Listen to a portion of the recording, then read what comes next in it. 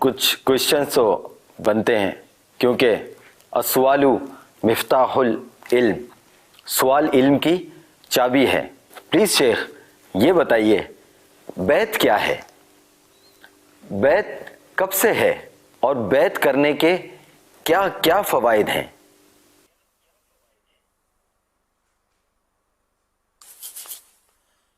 اللہ اللہ، آپ کے بھتیجے بھانجے وغیرہ جو بھی آپ نے بتائے سب کو سلسلہ عالیہ قادری رضویہ میں داخل کر لیا۔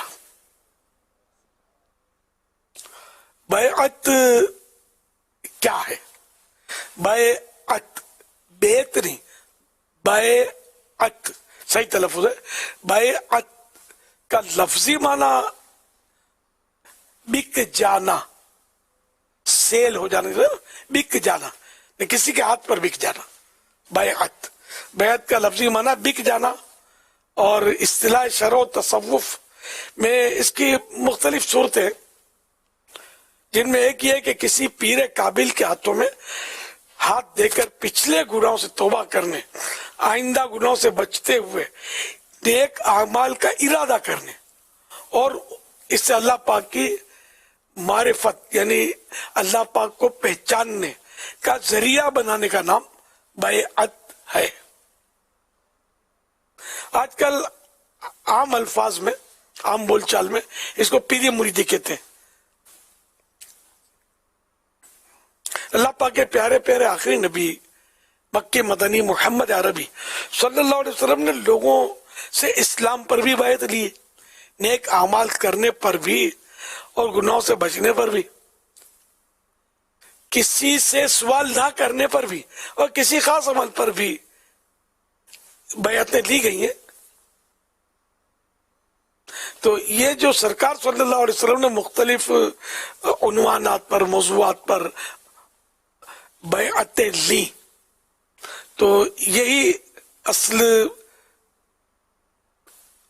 وہ ہے، مطلب اصل مانے بنیاد ہے اس کی پیری مریدی کی، بیعت کرنے کی۔ اور بیعت کا ثبوت تو قرآن کریم میں موجود ہے، جیسا کہ پارہ 15 سورہ بنی اسرائیل کی آیت نمبر 71 71 میں خدا رحمان کا فرمان عالی شان ہے، یوم ندعو کل اناس بامامہم، ترجمہ کنز ایمان، جس دن ہم ہر جماعت کو اس کے امام کے ساتھ بلائیں گے۔ اس آیت مبارکہ کے تحت مفسر شہیر حکیم الامت حضرت مفتی احمد یار خان رحمۃ اللہ علیہ فرماتے ہیں، اس سے معلوم ہوا کہ دنیا میں کسی صالح یعنی نیک بندے کو اپنا امام بنا لینا چاہیے، شریعت میں تقلید کر کے اور طریقت میں بیعت کر کے مرید بن کر، تاکہ حشر اچھوں کے ساتھ ہو، یعنی قیامت کے دن اچھوں کے ساتھ اٹھنا نصیب ہو۔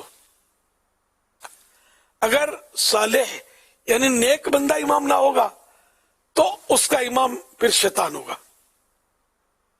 اس مبارک آیت میں تقلید، بیعت اور مریدی سب کا ثبوت ہے۔ میرے آقا اعلیٰ حضرت امام اہل سنت مولانا شاہ امام احمد رضا خان رحمۃ اللہ علیہ فرماتے ہیں، بیعت بے شک سنت محبوبہ یعنی پسندیدہ سنت ہے۔ شیخ الشیوخ شہاب الحق والدین عمر رضی اللہ عنہ کی عوارف شریف سے شاہ ولی اللہ دہلوی کی قول الجمیل تک اس کی تصریح اور ائمہ و اکابر کا اس پر عمل ہے، یعنی یہ سب پیری مریدیاں یہ چلی آ رہی ہیں بزرگوں سے۔ اور رب العزت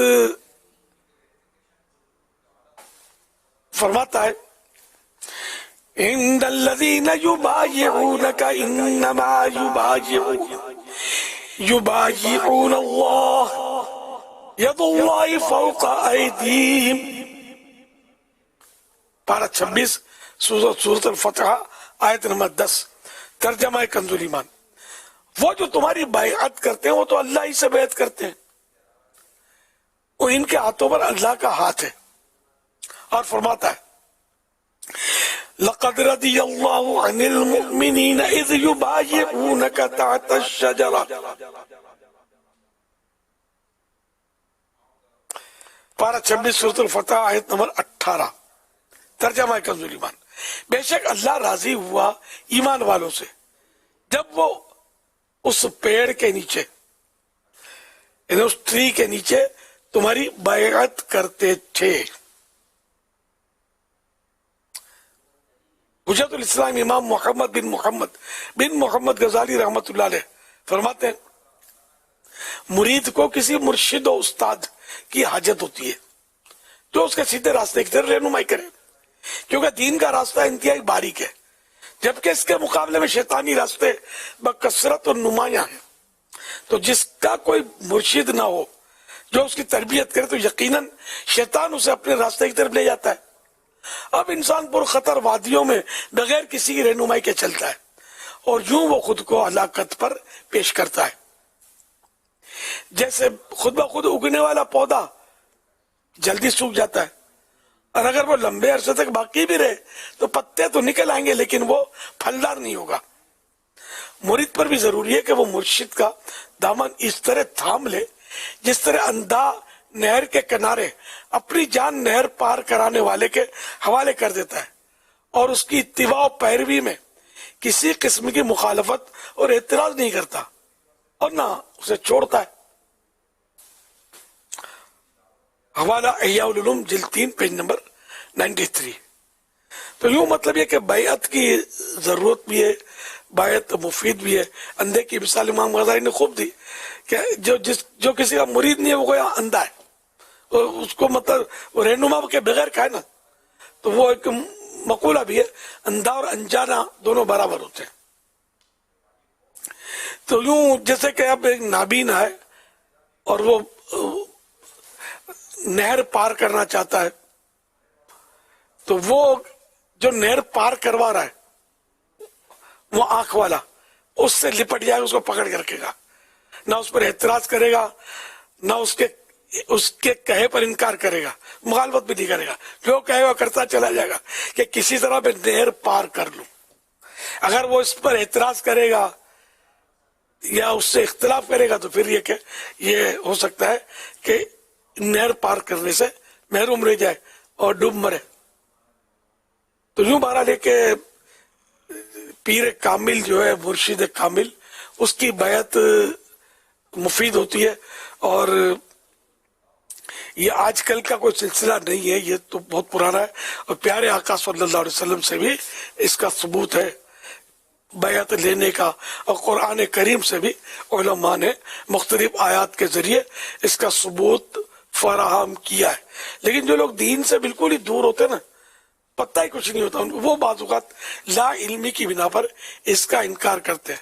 حالانکہ غوث پاک کو مانتے ہیں، غوث پاک کو مانتے ہیں نا، تو غوث پاک کسی کے مرید تو تھے نا. پھر یہ کہ غوث پاک کے دوسرے مرید ہوئے اور یہ ان کا ابھی تک سلسلہ تو چل رہا ہے، ان سے آگے بھی غوث پاک سے آگے بھی سب ایک دوسرے کے مرید ہوتے چلے آ رہے ہیں.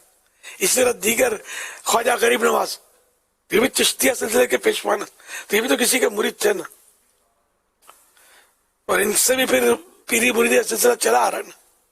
اس طرح دیگر جتنے بھی بزرگان دین، اولیاء کرام کے آپ نام لوگے نا، تو آپ جب ان کے حالات پڑھو گے تو یہ پتا چلے گا کہ یہ فلاں کے مرید تھے. خود امام غزالی کی میں نے مثال دی، یہاں یہ بھی مرید تھے، تو آگے یوں سب ایک دوسرے کے مرید ہوتے چلے آ رہے ہیں. تو آپ بولیں صحابہ کرام کس کے مرید تھے؟ وہ سرکار کے مرید تھے صلی اللہ علیہ وسلم. جی ہاں. تو اب وہ پیری مریدی کا ان دنوں مطلب ہے کہ الفاظ میں وہ نہیں کہتے تھے، لیکن اس کی اصل موجود تھی. بلکہ اولیاء کرام فرماتے ہیں پوری کائنات میں مصطفیٰ صلی اللہ علیہ وسلم جیسا کوئی پیر ہے اور نہ ابو بکر صدیق جیسا کوئی مرید ہے. یہ ملے گا آپ کو، یہ لکھا ہے فتح رضویہ جلد 11 پیج نمبر 326 پر. سب سے بڑے پیر صاحب جو ہے یہ ہمارے آقا صلی اللہ علیہ وسلم اور سب سے بڑے مرید کامل یہ حضرت ابوبکر صدیق رضی اللہ عنہ، کہ نہ ایسا کوئی پیر سرکار جیسا نہ صدیق اکبر جیسا مرید. تو یوں مطلب پیری مریدی کوئی نئی چیز نہیں ہے، کوئی غلط طریقہ نہیں ہے.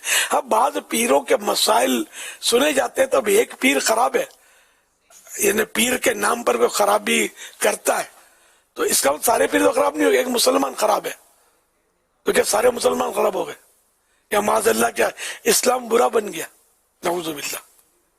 ایک مسلمان نے چوری کی تو نعوذ باللہ کہ سارے مسلمانوں کو ہم کہیں گے کہ مسلمان ہوتے ہی چور ہے؟ معاذ اللہ یہ کیسے ہو سکتا ہے؟ یا آپ کے خاندان میں کسی نے کوئی مطلب چیٹنگ کی تو آپ یہ کہیں گے کیا سارا خاندان ہمارا ایسا ہے؟ کبھی بھی نہیں کہیں گے. تو اپنے خاندان کو برا بولنے کے لیے آپ تیار نہیں ہیں، بلکہ باپ اگر برائی کرے گی تو اس کو آپ ڈھکیں گے، برا نہیں کہیں گے. تو بہرحال ہے کہ اگر کوئی غلط کرتا ہے، کوئی امام صاحب غلط کرتے ہیں، کوئی مؤذن صاحب غلط کرتے ہیں کام، تو اس کا مطلب سارے مؤذن سارے امام غلط تو نہیں ہو گئے نا. اس طرح کوئی پیر اگر غلط کام کر گیا، سارے پیر غلط نہیں. کوئی عالم غلط کام کر گیا تو سارے علماء کو تو برا نہیں کہیں گے، سارے عالم معاذ اللہ ایسے ہی ہوتے ہیں.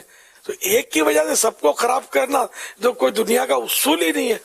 تو لوگ بس یہ بول دیتے ہیں سارے سے فلاں سارے سے فلاں سارے سے. نعوذ باللہ. ان کو توبہ کرنی چاہیے اور اپنے ایمان کی خیر منانی چاہیے. ایسا ہرگز نہیں کہنا چاہیے. جو برا ہے وہ اپنی جگہ پر برا ہے، جو اچھا ہے اپنی جگہ پر اچھا ہے. پانچوں انگلیاں برابر نہیں ہے نا. اب ایک چھوٹی ہے ہاتھ میں انگلی تو آپ بولے ساری انگلیاں ایسی ساری چھوٹی ہیں، تو آپ کو کون آپ کی مانے گا یار؟ یہ ساری انگلیاں کائیں سی ہیں؟ سب میں فرق ہے. تو انسانوں میں فرق تو ہوتا ہے نا. واللہ تعالی اعلم ورسولہ اعلم عز وجل وصلی اللہ تعالی علیہ وآلہ وسلم.